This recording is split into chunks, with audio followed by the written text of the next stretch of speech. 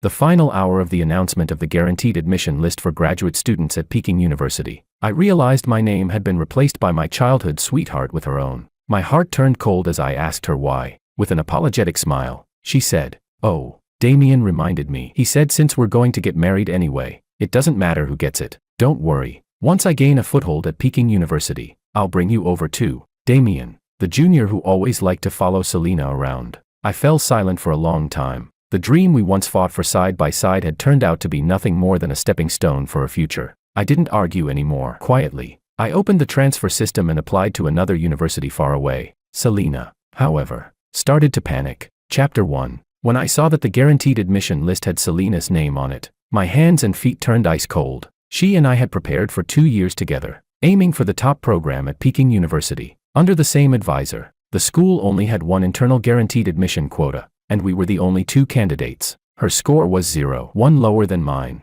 and her comprehensive evaluation was also slightly worse. That quota should have been mine. I called the college office to confirm while dialing Selena's number at the same time. The teacher in the office spoke with regret, saying the documents had already been submitted and couldn't be changed. Selena answered my call. Her voice carried a hint of laughter. "What's wrong, Oscar? Did you see the list? I wanted to give you a surprise." "Oh, I forgot to tell you." Damien reminded me. "He said we're family, so it doesn't matter who goes. A girl needs a better starting point to prove herself. Don't overthink it. Tomorrow is the real deadline. This quota belongs to both of us." Selena's explanation was simple, as if she were talking about something trivial. I stared at the name Selena on the screen, unable to say a single word, but still, I asked her, "So, do you think I'm supposed to be happy about this? Why are you being so emotional again?" Selena countered, "Is that necessary? If I succeed, it means we succeed. This is just a matter of procedure." I gripped my phone tightly and then loosened my hold, my voice dry. "If I don't agree, what you did is theft. It's academic misconduct. I could even report you." Selena's tone suddenly grew heavier, carrying reproach. "Oscar, I realize you're a very selfish person. It's just one quota, and you'd report me for it. When will you ever put away that ridiculous pride of yours?" Her voice grew colder and colder. "I already explained. Damien sees me as his sister, and he's doing this for us. For us. He helped you make a decision. So what? If you want to report, then report him too." Chapter 2. On the other end of the phone, there was nothing but a busy tone. Selena had hung up. I sat on the chair in the dormitory, my mind completely blank. Selena and I had known each other for 18 years. From kindergarten to university, we had hardly ever been apart. My memories were filled with her. When we were 8, she split her only piece of bread with me, saying that girls should give way to boys. At 18, she stood downstairs at my home waving her college admission letter and shouted, "Oscar, we're at the same school again."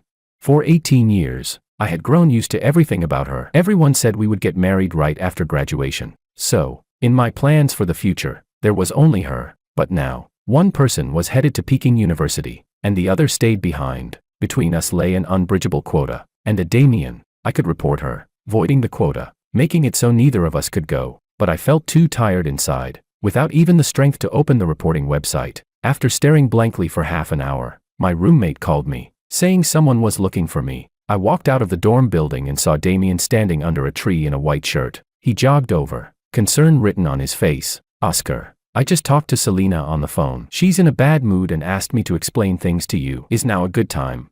Damien got straight to the point. His voice was soft, yet it carried an unmistakable trace of smugness. This whole year, he had been like this with me, caring, considerate, yet secretly showing off. And now, here he was again. I looked at him coldly, unable to understand why Selena would be fooled by someone like him. In fact, at first Selena found him annoying, thinking his intentions weren't pure, until one time, when Selena stayed up 3 nights in a row to finish a project report and collapsed in the library. I was just about to go buy medicine when Damien appeared with a bowl of porridge he had cooked himself, feeding it to her spoon by spoon. After that, the way Selena looked at him changed. Although she later rejected Damien's confession, she no longer resisted his presence. In the end, Damien decided to call Selena his sister. The whole college knew Selena had gained a considerate little brother, and I had gained a nickname, Prince Consort. Many people joked about it. Even Selena laughed, but she would rub my hair and reassure me, "Don't listen to their nonsense. You will always be my one and only." Chapter 3. Am I still the only one now?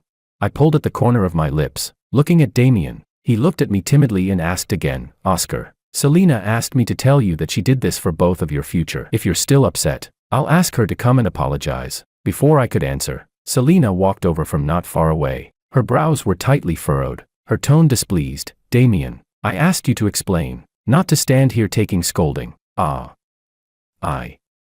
I was just afraid Oscar would misunderstand you, so I wanted to say a few words. Damien was flustered, his eyes suddenly welling up red. Selena's expression softened as she reached out and touched his hair. Silly boy, what's there to explain to him? The decision I made, I'll take responsibility for it. But Damien lowered his head, his shoulders trembling slightly, putting on a pitiful display. Selena then glanced at me with a trace of dissatisfaction. Look how much Damien cares about us. And you don't even have this much vision. Pathetic. She always believed that taking away my quota was for the sake of our shared future. If I got angry, it meant I was narrow-minded. It meant I was selfish. Why was it my fault? I pointed at Damien. He cares about us. In our entire senior year, how much trouble has he caused? Pretending to deliver you notes, sneaking into our apartment, drinking from my cup, wearing my slippers, always playing innocent, shamelessly clinging to you and calling you his sister, as if he's acting in some cheesy drama. On the surface, he calls me brother. Behind my back, he tells others I don't deserve you. Just seeing him makes me sick. With every sentence I spoke, Damien's face grew paler. In the end, he lowered his head, his whole body trembling, tears streaming down his face. Selena glared at me, her face dark. Have you said enough? Since when did you become so harsh? Or is it that you really want mutual destruction?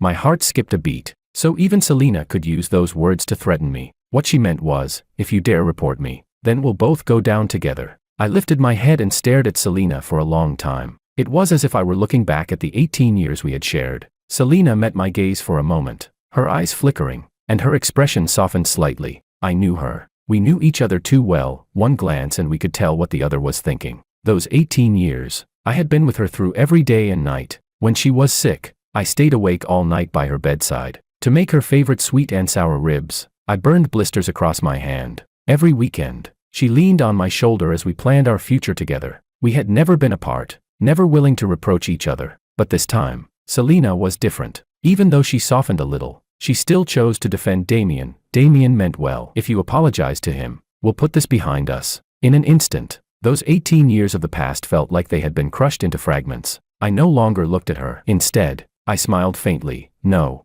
The softness on Selena's face turned dark again. Oscar, you're testing my patience. Since when did Selena need patience with me? Oh, I had forgotten. She did have patience. Her patience used to be for comforting me, never letting me suffer the slightest grievance. Unfortunately, her patience was far too flexible. Now, it was reserved for Damien. Suddenly, it all felt meaningless. I turned around and walked away. Do as you please. Selena clenched her fists, then turned away with the crying Damien. Chapter 4. I returned to the dormitory and opened my computer again. I didn't report her. Instead, I opened the graduate admissions transfer system. Now was the golden time for transfers. Every minute later meant one less good school and one less good program. I had only one night. I had to make a choice. I gave up on all the universities in the East and turned my eyes to the far West. In the end, I filled out an application for Northwest University, a place 3,000 kilometers away from home. At the moment I submitted the application, I felt surprisingly calm. So, not being in the same city as Selena, turned out it wasn't such a big deal. After closing my computer, my best friend Ryan called me on video, his face full of anger. Oscar, guess what I just saw on the school forum? A post by Selena and Damien. They're celebrating their guaranteed admission success, thanking their families for support and understanding, with a picture of Damien leaning on Selena's shoulder. Ryan sent me the screenshot. I saw Selena. She and Damien were smiling happily on the screen. Underneath the post, many people were sending blessings. Selena is awesome. Peking University is waiting for you. Damien is so handsome. Selena is so beautiful. When will you two make it official? Prince Consort got dumped, didn't he? Ha ha ha. Then a sleazy comment popped up. Selena's amazing. Left arm Oscar, right arm Damien. Either she brings Oscar along, or she sleeps with Damien. Ha ha. The love triangle showdown is coming. The classmates were having a wild party online. Damien pouted and replied in the comments with a shy emoji. Selena didn't reply, but she called me. When I answered, Selena's voice was low. I've calmed down now. My attitude was bad earlier. Come over. Let's have dinner together. Apologize to Damien, and I'll delete the post. I didn't speak. Selena frowned. Say something. Is it that hard to apologize? It's not hard. It's impossible. Forever impossible. Just like I could never go to Peking University again. Fine. Keep being stubborn if you dare. Selena's temper flared. I'm going to celebrate with Damien. Do you know what we're going to do? I didn't answer. I just hung up. Ryan called me again on video. On the screen, he seemed to be inside a karaoke box. He said, "They're here celebrating with a whole group of people. Everyone's egging Selena on to kiss Damien." Selena smashed a wine glass, and the room instantly went silent. Damien, in tears, "Selena, stop, don't be mad." "Who said stop?" Selena suddenly raised her head. Looking toward Ryan's direction, she had spotted him. Ryan tried to run. Selena sneered, "Keep filming. Let your good buddy see clearly who I've chosen." She yanked Damien over and kissed him hard. Damien wrapped his arms around her waist, blushing furiously. The classmates erupted in laughter. Whoa, explosive. My heart tightened again, as if a hand had gripped it, choking the oxygen out in an instant. But then, like the wind, the hand let go. I hung up the video and calmly walked downstairs. "Auntie, please pack me a bowl of spicy beef ramen to go." I didn't know if I would get used to the flavors of the West. Chapter 5. I knew adapting to a new environment would be easy. Taste was only one part of it. The bigger challenge was the psychological gap. So, the next day, I asked Ryan out, and we went to the best restaurant in the city for dinner. Ryan was surprised. "After everything Selena did yesterday, you're still in the mood to eat?"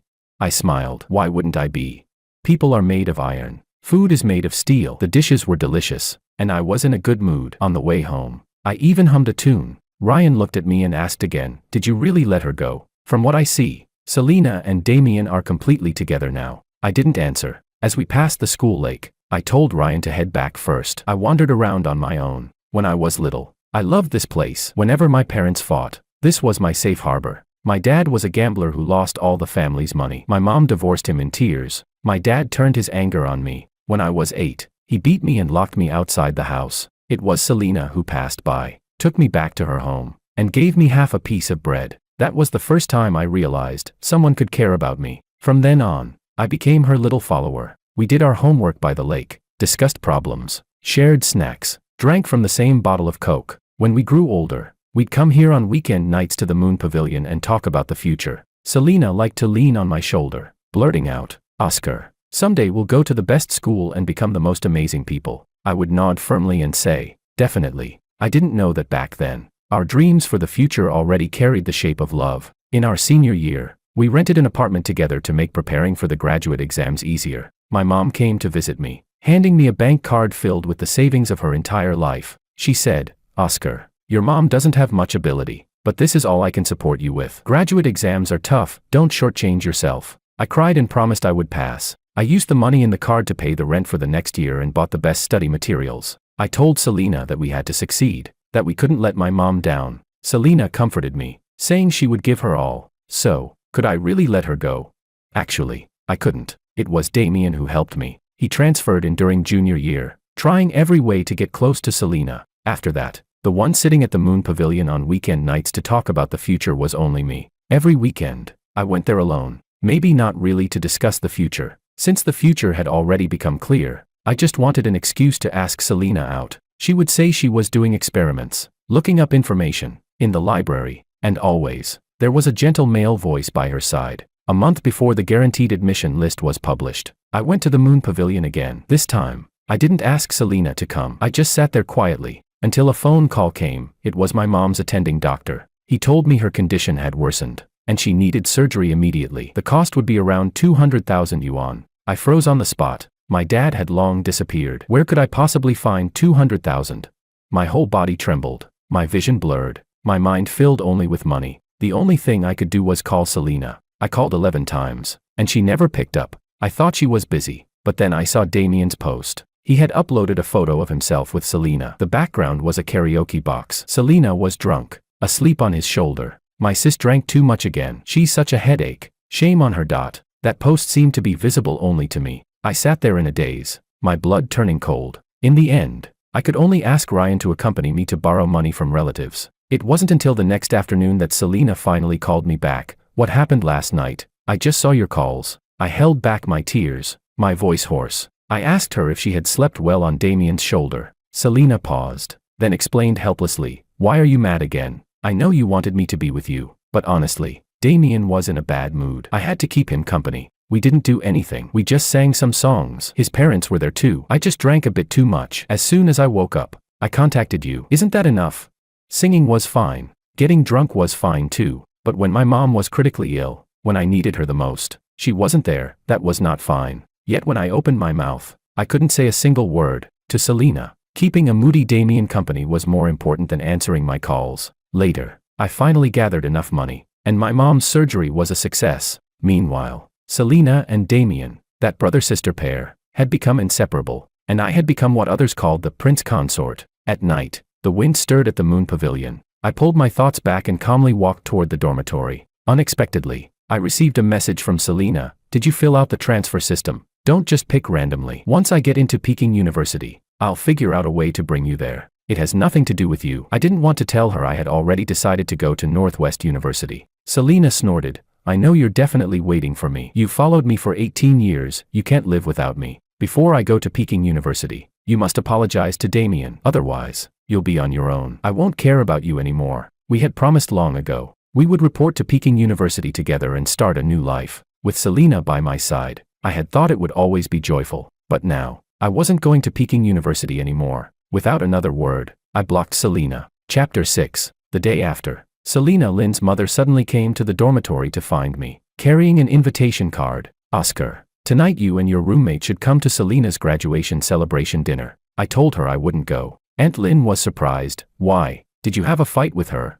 I said I didn't have time. I had plans with friends tonight. Then just bring your friends along. The more people, the merrier. Don't be so distant. Aunt Lynn smiled widely, and my roommate had already nodded in agreement. Reluctantly, I had no choice but to attend Selena's graduation dinner that evening. I was puzzled as to why Selena was only holding her graduation celebration at this time. When I arrived, I understood. It was because of Damien. Damien, dressed in a suit, was greeting guests at the entrance of the restaurant, smiling from ear to ear. When he saw me, he enthusiastically grabbed my hand. Oscar, you're here. Come on in. We've booked the whole place today. He smiled and explained, today's my birthday celebration. I was afraid it wouldn't be lively enough, so I asked Selena to move her graduation dinner to today. It turned out it was 2 celebrations in one. No wonder it was so lively. I nodded, acknowledging it. Damien beamed, his joy impossible to hide. After the banquet started, Ryan and I found a corner and sat down, not concerned with the others, but Selena found her way over. She looked helpless, with a hint of irritation in her voice. Oscar, go sit at the main table. What are you hiding here for? I said I wouldn't go, and that I'd be leaving soon. Selena took a deep breath, her brows furrowed. Oscar, stop acting out. I've let you block me for 2 weeks, and you're still not satisfied. I shook my head. Selena gritted her teeth. When have we ever not sat together at a banquet? Are you really going to throw a tantrum over something so trivial? Her voice caught the attention of others. Aunt Lynn quickly urged me, Oscar, let's go. She practically dragged me to Selena's table. Only then did Selena seem satisfied. There was an empty seat next to her. I saw Damien approaching. The Lynn family welcomed him warmly, as his father had business dealings with the Lynn family. Oscar is here too. It's just that Selena and I were discussing life after we get to Peking University. After all, we'll be together for several years. He smiled. Oscar, once Selena settles in at Peking University, we'll bring you over. The 3 of us will work hard together. I pursed my lips. I remembered how Selena had once promised that when we all got into Peking University, she would take me hiking. We'd watch the sunrise at the top of a mountain, then kiss. The kiss was her idea. She blushed and cautiously asked me, can we kiss? I almost laughed, but my ears turned red too. It was silly. Really, after knowing each other for 18 years, why did we still blush and get nervous just saying the word kiss? But unfortunately, that was in the past. Now, I felt no heartbeat quickening. I only felt absurdity. Because that night in the karaoke room, Selena kissed Damien. You two go ahead and plan things. I'm a bit busy. I calmly rejected them. Damien's eyes visibly brightened, and his smile stretched all the way to his ears. But Selena froze for a moment, then grabbed my hand under the table. I lifted my hand to grab some food. I'm so hungry. I won't be polite. After the banquet, I went to the restroom. Selena followed me in and grabbed my hand fiercely. Oscar, what's your problem? It's nothing. I shook off her hand. Selena, furious yet smiling, said, how long are you going to keep this up? The guaranteed admission quota. Once I get there, I'll figure out how to bring you too. What are you so anxious about? I asked Damien, and he said it's for your own good. He's worried you'll struggle studying outside alone. He said he'll take care of you, so we can all feel reassured. Really? He just wanted to cage me, make me live forever in his shadow. I replied, I'll thank him. Stop with the sarcasm. Tomorrow morning at 9, I'll pick you up, and we'll go shopping. This is what I promised you. She stormed off. Chapter 7. The next morning at 9. I glanced down from the dormitory window. Selena was downstairs with Damien, constantly looking up. I didn't move an inch. Selena shouted once, and I pulled the curtains shut. Oscar, don't regret this. Selena's anger flared. Since you're so stubborn, don't expect me to care about you ever again. She went shopping with Damien, and that very day, she posted no less than 15 updates. Every single one had Damien in it. Ryan, disgusted to the point of nausea, deliberately showed them to me. Buying him some things. Once he's at Peking University, he shouldn't be short of anything. This is hilarious. He can't make decisions, so I have to choose for him. The mall is so crowded, but wherever he goes, he's the center of attention. Handsome men really are rare. Beneath these posts were plenty of classmates' comments. She's taking Damien to Peking University instead of Oscar. Did they really break up? Prince Consort must be crying in the bathroom. Haha. Not gonna lie, Damien is really handsome. Selena, post more pics. Selena, take it easy tonight. Don't wear him out. I watched without any ripple in my heart. Ryan fumed. That shameless woman did this on purpose, just to disgust you. Disgust me?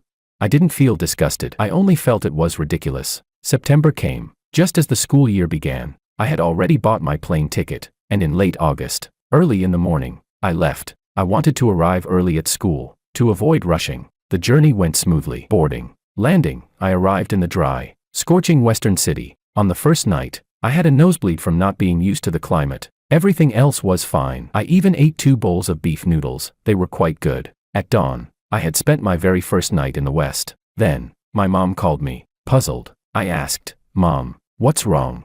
Selena asked if you were riding with her family's car to Peking University. I told her you had already gone to school, but she didn't believe me. She insisted you were hiding at home. I frowned. Didn't Selena say she wouldn't care about me anymore? Before I could respond, I heard Selena's voice through the phone. Auntie, tell Oscar to come down. I've already given him plenty of time to cool off. Today's the start of school, so let's put arguments on hold until we're at Peking University. Selena's tone was unpleasant, full of impatience. My mom sounded confused. What cooling off? Selena, Oscar really left yesterday. He even took the moisturizer I prepared for him. Left yesterday. Selena sounded half doubtful, but still impatient. Forget it. I'll go upstairs and find him. My mom tried to dissuade her. Don't bother. Oscar already bought his plane ticket. He really left yesterday. Selena's footsteps faltered, and her voice suddenly turned panicked. Plane ticket? What plane ticket? You don't need to take a plane to Peking University. It wasn't Peking University. It was Northwest University. Didn't Oscar tell you? The other end of the phone fell silent instantly. Then came Selena's harsh, ragged breathing, as if she'd just been punched. I hung up without hesitation. Chapter 8. My university life had begun. After the initial discomfort, I started to enjoy the wind of the West, the sunlight of the West, and the food of the West. People always adapt to their environment eventually. For the past 18 years, I had always stayed by Selena's side, never once changing my surroundings. Now, I was alone, in a desolate city, taking step after step toward a brand new life. But Selena came. She stopped me on the campus road, her eyes ringed with darkness, red-rimmed with tears. Why? She clenched her teeth, struggling to keep her lips from trembling. I sighed and tried to walk past her. She used all her strength to grab my hand, her voice hoarse and broken. Just because Damien played a joke on you, you're going to treat me like this? Yes. I looked at her the way I had looked at her for 18 years, but this time, without a trace of emotion. Yes, I'm narrow-minded. I can't take a joke. I gave Selena an answer. Her jaw trembled. Oscar, you can't do this. You know I can't leave you. I only saw Damien as a younger brother. That kiss at the KTV was just for face, nothing more. Those crazy shopping trips and endless posts with him. I only did that so you would see them, so you would get jealous. Her voice grew raspier. You're so cruel. Without a word, you gave me a fatal blow. Why didn't you apply for a transfer to Peking University? Was that quota really so important? I looked at her quietly, then shook my head. No, that quota wasn't important at all. Selena froze, staring at me in shock. I asked her a question. A month before the admission list was published, when you were singing with Damien, do you know where I was? At the Moon Pavilion. You must have been there, waiting for me, right? Selena was smart. It was my fault. I shouldn't have stayed with Damien that night. I should have gone to find you. I stayed silent for a long time, then slowly pushed her hand away. Selena. That night, my mom was critically ill. Selena's whole body stiffened, her panic plain to see. She pulled me into a desperate embrace. How is Auntie?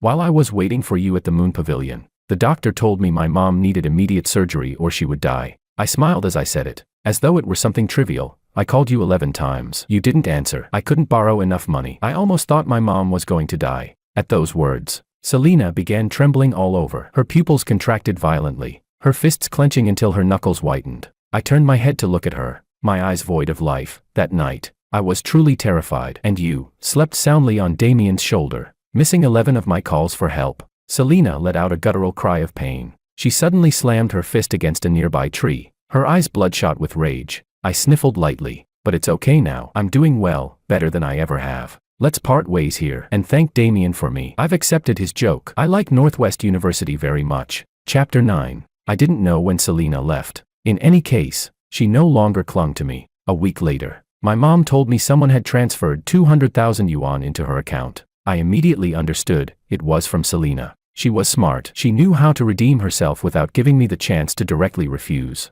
I didn't return the money. It was what I deserved. After that, I began to truly enjoy my college life. During the National Day holiday, I went home. At the entrance, I saw Damien. He had come specifically to wait for me. When our eyes met, his usual smugness was gone. All that was left was resentment and unwillingness. "Oscar, you won. Selena refuses to speak to me anymore." His words were bitter. "I really don't understand. What on earth attracts Selena to you?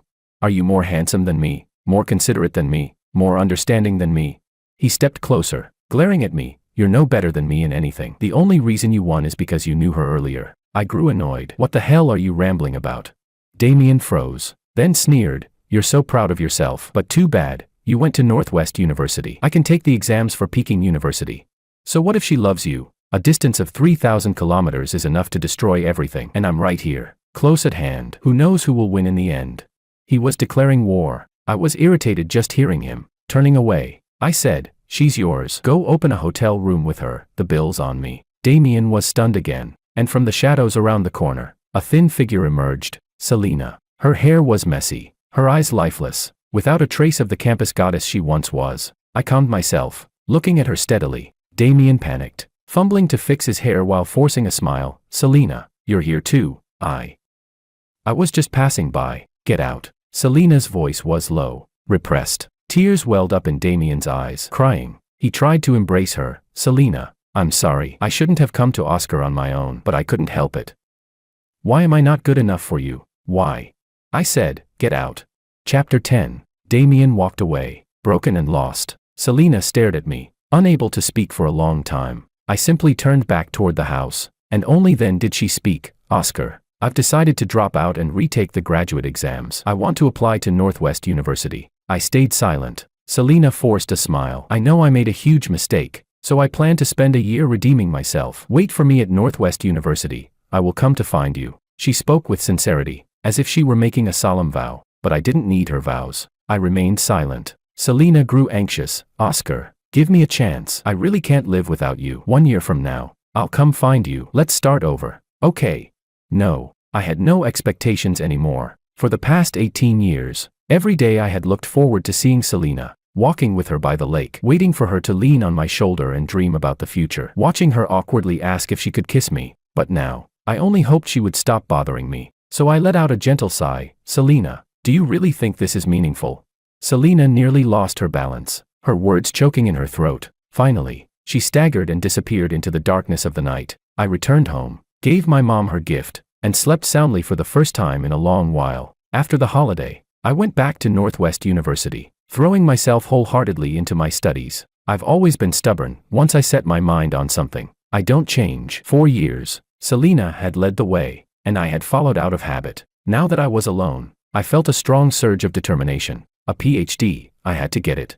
In my 3rd year of graduate school, I successfully secured my spot for doctoral studies, stepping into an even higher field. During that time, I went home many times, but I rarely saw Selena. Ryan told me Selena gave up on dropping out. She stayed at Peking University, studying like her life depended on it, shutting out the outside world. She still had plenty of admirers. Of course, her beauty guaranteed that. As for Damien, he failed the graduate entrance exams and kept pestering Selena, becoming a laughingstock at school. After several inappropriate incidents, he was even publicly criticized by the university. That's the price of being blinded by obsession. As for me, I never fell in love again. I simply had no interest. In the quiet of night, I sometimes thought of that 8-year-old girl who once gave me half of her bread, but then I smiled, having long since let it go. Chapter 11. After earning my PhD, I went straight into one of the top chip research and development companies in the country. All the storms and hardships of these years had turned into nourishment for my growth. I had been reborn many times over. When I returned home, my mom didn't recognize me. Nervously rubbing her hands, she asked, "Sir, may I help you with something?" I couldn't help but laugh and cry at the same time. "Sir? What kind of word was that? I'm not a leader. I'm your son, Oscar." I hugged my mom tightly, overwhelmed. Mom froze, staring at me for a long while before bursting into tears. "Oscar, my Oscar." My eyes reddened too. I couldn't bear to let her go. During dinner, my mom specially made her best sweet and sour ribs and brought up old memories. These sweet and sour ribs were that Lynn girl's favorite too. Back then, you insisted on learning to make them for her and ended up with blisters all over your hands. It broke her heart. Was that so? My memory was a little hazy now. I had even almost forgotten what Selena Lynn looked like. Mom continued speaking to herself. "Just yesterday I saw that girl. She was staring up at your window. Almost got hit by a car." I also heard from her mom that she started her own company. "She's a real career woman now, well suited for you." Here it came, the marriage talk. I raised my hand to stop her, suddenly losing my appetite for the sweet and sour ribs. Parents are like that, always eager to push marriage. I found an excuse to wander around my now strange hometown. The roads were wider, the streetlights brighter, the old neighborhoods renovated. Only the school lake remained unchanged. I walked a circle around the lake and saw someone sitting on a bench not far away. She was slender, dressed in a black suit, with a can of beer beside her. She looked both sharp and exhausted. She was completely out of place in the park, like a corporate CEO sitting at a street food stall. Many people nearby were glancing at her, especially the men out for a walk, their eyes full of curiosity. I stopped, feeling a twinge of emotion. "Selena, it's been a long time." I walked toward her. Just then, Selena received a phone call. She trembled with excitement as she answered. "Mom, you really saw Oscar? He's back." "Okay, I'm going to find him right now." She hung up, turned, and our eyes met. I smiled and nodded. "Hello, Selena." She froze, her eyes widening, tears welling up without warning. But she didn't speak. She just fumbled with her hair and straightened her clothes nervously. After a long moment, she calmed a little, her eyes full of surprise and admiration as she looked me over. I gestured for her to sit down and talk. She sat with me on the bench. From here we could see young couples in the moon pavilion secretly kissing. I couldn't help but chuckle. Youth is a wonderful thing. Finally, Selena spoke. "Oscar, I could hardly recognize you. I've been waiting for you for 10 years. All these years I kept thinking, what kind of woman would be worthy of you? So I never allowed myself to despair. I studied like crazy, earned my PhD, started my own company, just to give myself an identity, so I could wait for you to come back. And now, seeing you again, I realize, no matter how outstanding a woman is, she can never truly be worthy of you." She spoke at length, her words no longer carrying the exuberance or innocence of girlhood. I listened quietly, occasionally smiling. 10 years had flown by, and the emotions between us had long since faded into smoke, at least for me. Those once unforgettable pains were now less sharp than a pinch on the finger. That stolen quota, which had once kept me awake all night, was now something I could genuinely laugh at as a joke. Those 11 unanswered calls during my mother's illness at the Moon Pavilion stirred no waves in me anymore. That is the magic of time. After a long while, Selena finally finished speaking. Then, nervously, she asked me, "Oscar, you came to see me on your own. Do you have something to say?" The question caught me off guard. What did I have to say? Nothing. Really. I had just returned to the country, met an old friend, and came to say hello. That was all. So I smiled at her and said, "Just hello." Selena's face paled, though she forced a smile. "I see, then let me take the chance to apologize. When I was young, I acted thoughtlessly and hurt you. I'm sorry." I gave a small nod, indicating I accepted it. Silence fell between us. I stood up to leave, but Selena, gathering her courage, tried to stop me. "Oscar, since you accepted my apology, can we start over?"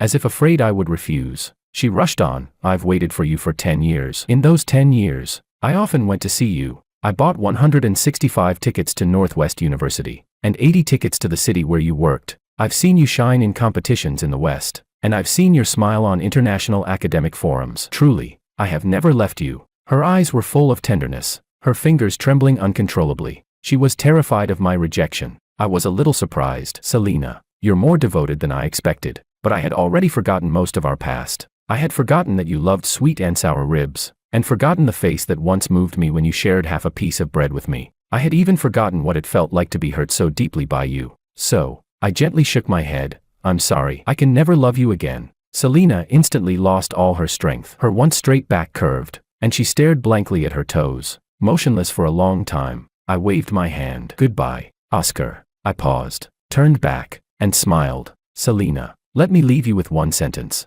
The worst outcome between two people isn't still loving, it's no longer hating. I stopped hating you long ago, so I wish you well. Selena froze, muttering under her breath, then collapsed into sobs. I no longer paid attention, striding toward the direction of the setting sun. I have always loved the sunsets by the school lake, because that glow in the sky is always breathtakingly beautiful. Today, it was more beautiful than ever.